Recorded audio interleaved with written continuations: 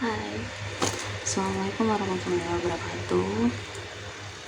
Oke, dalam kesempatan kali ini saya akan menyampaikan mengenai media cetak. Yang akan dibahas terdiri dari mengenal media cetak, sejarah media cetak, publikasi media cetak, dan lain-lain, masih banyak. Oke, kita mulai dari yang pertama, yaitu mengenal media cetak. Media cetak itu sarana penyampaian informasi dengan cara dicetak di kertas atau bahan sejenisnya. Nah, lalu perbedaan antara media cetak dan media elektronik itu dari bentuknya ya. Kalau media cetak tentunya di kertas gitu. Kalau media elektronik ya kayak TV, radio. Pengertian media cetak itu kalau menurut Eric Barnow, artinya media cetak atau printed page merupakan segala barang yang dicetak dan ditunjukkan untuk umum. Sedangkan menurut Andrian Dehagianto, media cetak adalah media yang bersifat statis yang mengutamakan pesan visual. Nah, media cetak itu ada 7 macam, ada 7 jenis. Ada surat kabar harian, surat kabar mingguan, surat kabar majalah mingguan, majalah tengah bulanan, majalah bulanan, majalah tribulanan, sama yang terakhir buletin. Selanjutnya mengenai sejarah media cetak. Teman-teman bisa pause dulu video ini kalau mau baca mengenai sejarah media cetak setelah ini. Jadi, orang-orang Eropa sebelum abad ke-15 itu sudah sudah memproduksi buku-buku dengan menyiapkan manuskrip salinan yang ditulis pakai tangan.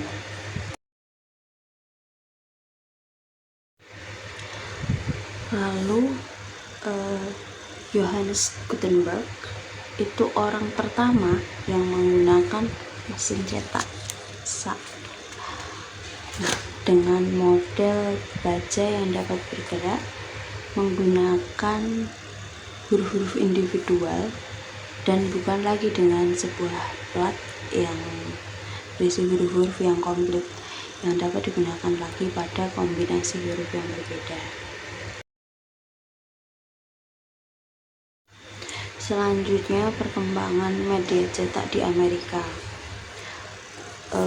Produksi massal hasil cetakan itu membuat permintaan akan lembaran berita itu semakin meningkat. Jadi akhirnya muncul percetakan koran di Amerika.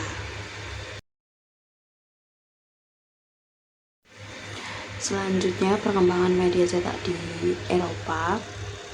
Pada tahun 1500-an itu udah didirikan lebih dari 250 tempat percetakan di Eropa, 80 di Italia, 52 di Jerman, dan 43 di Prancis. Lalu awal abad ke-16 yang baru aja dimulai, itu mesin cetak Gutenberg itu udah mampu mencetak dan lipat gandakan cetakan yang bisa dipindahkan dan mampu mencetak ribuan salinan buku cetak di atas kertas.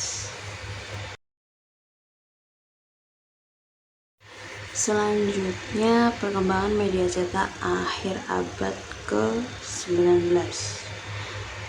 Kalau di akhir abad ke-19 itu muncul beberapa media cetak, contohnya surat kabar, buku, sama majalah.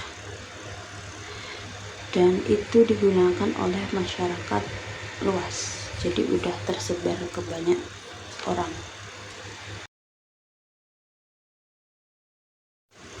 Sedangkan perkembangan media cetak di Indonesia sendiri, media cetak itu menjadi salah satu saksi sejarah tentang kemerdekaan Indonesia, karena pada saat itu Indonesia di zaman penjajahan, lalu merdeka itu menggunakan media cetak dan media radio untuk mengumumkan kemerdekaan. Sedangkan perkembangan media cetak di masa kini, media cetak itu awalnya rumit dan berat, dan sekarang sudah bisa dimiliki oleh kaum awam, contohnya printer. Oke, selanjutnya akan membahas mengenai sejarah dari beberapa media, contohnya surat kabar, majalah, televisi, sama radio. Jadi teman-teman bisa pause dulu video ini sebentar kalau mau baca tulisannya nanti secara full. Oke, yang pertama tentang surat kabar atau koran.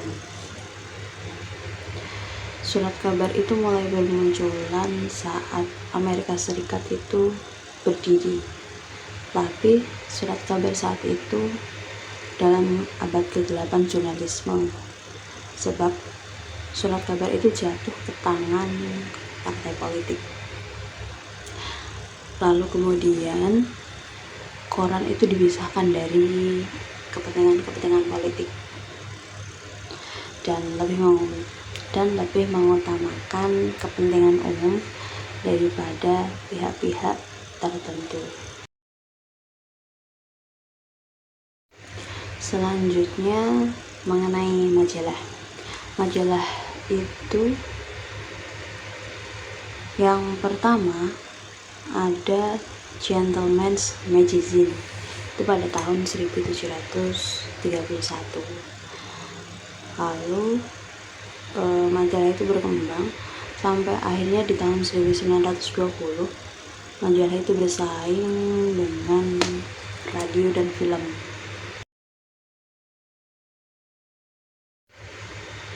Selanjutnya mengenai radio. Radio itu diawali oleh Guglielmo Marconi sekitar tahun 1890-an. Dia itu mencoba mengirimkan pesan yang berupa kode Morse melalui gelombang radio. Saat itu namanya masih telegraf nirkabel. Kemudian dari sana radio itu berkembang. Nah, yang terakhir mengenai televisi. Televisi itu pertama kali didemonstrasikan itu di San Francisco pada 7 September 1927. Dan sistemnya itu didesain oleh Philo Tyler Farnsworth. Kemudian pada tahun 1970-an, sistem TV kabel itu udah mulai berkembang di Amerika Serikat. Dan tahun 90-an, teknologi digital itu dikembangkan. Lalu pada tahun 2000, teknologi digital itu sudah diuji coba. Selanjutnya kita akan bahas mengenai organisasi penerbitan pers. Di dalam bisnis penerbitan itu, di dalam bisnis penerbitan pers itu ada perpaduan dari 3 bidang. Bidang redaksional, bidang percetakan, dan bidang usaha. Ketiga bidang itu saling terkait dan terikat pada penyelesaian pekerjaan masing-masing sesuai aturan yang sudah ditentukan. Nah, dari ketiga bidang itu ada seorang pemimpin atau namanya top manager atau pemimpin umum. Dia itu yang biasanya itu pemegang saham terbesar, atau kadang juga pemilik perusahaan sendiri, atau juga bisa dipegang oleh orang lain yang sudah dipercaya. Jadi top manager atau pemimpin umum itu memegang semua 3 bidang tadi. Selanjutnya kita akan bahas mengenai bidang redaksi. Yang pertama ada pemimpin redaksi atau pemret. Pemret itu orang yang bertanggung jawab terhadap isi pemberitaan, isi penerbitan, Nah, tugasnya itu apa aja sih? Tugasnya itu mengendalikan kegiatan keredaksian di perusahaan. Contohnya penentuan liputan, penyajian berita, terus pencarian fokus berita, dan lain-lain. Yang kedua itu ada sekretaris redaksi. Sekretaris redaksi itu pembantu pemret di bidang administrasi. Jadi sekretaris itu tugasnya mengirim honor tulisan, membuat surat masuk, surat keluar, dan lain-lain. Yang ketiga ada redaktur pelaksana atau redpel. Redpel itu pembantu pemret ya, pembantu pemret dalam melaksanakan. Yang keempat itu ada redaktur. Redaktur itu bertanggung jawab terhadap isi halaman dari surat kabar. Tugasnya itu menerima berita dari, menerima bahan berita dari wartawan, dari koresponden, dari press release lembaga, dan lain-lain. Yang kelima ada wartawan. Wartawan itu ujung tombak dari pemberitaan. Tugasnya itu mencari, mengumpulkan, mengolah informasi menjadi berita untuk disiarkan melalui media cetak.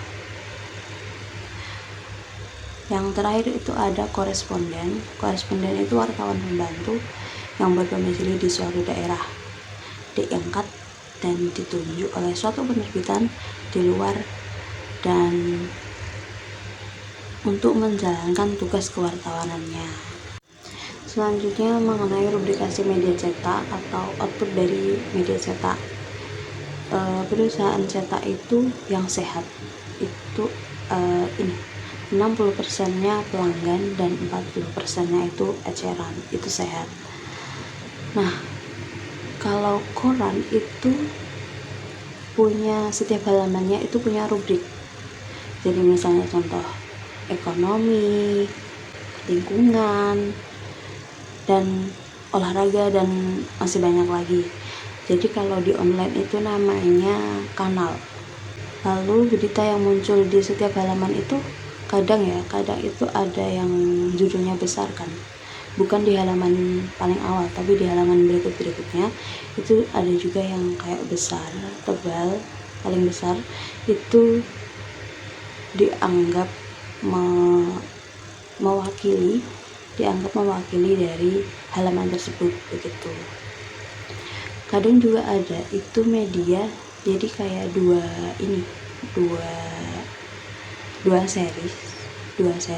Jadi yang pertama itu nama dari perusahaan itu, dan yang kedua itu kelokalan. Jadi misalnya Solo Raya gitu.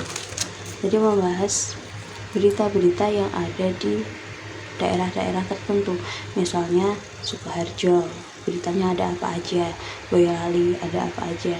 Biasanya di satu halaman itu ada 4-5 berita kelokalan. Yang terakhir itu ada awak media.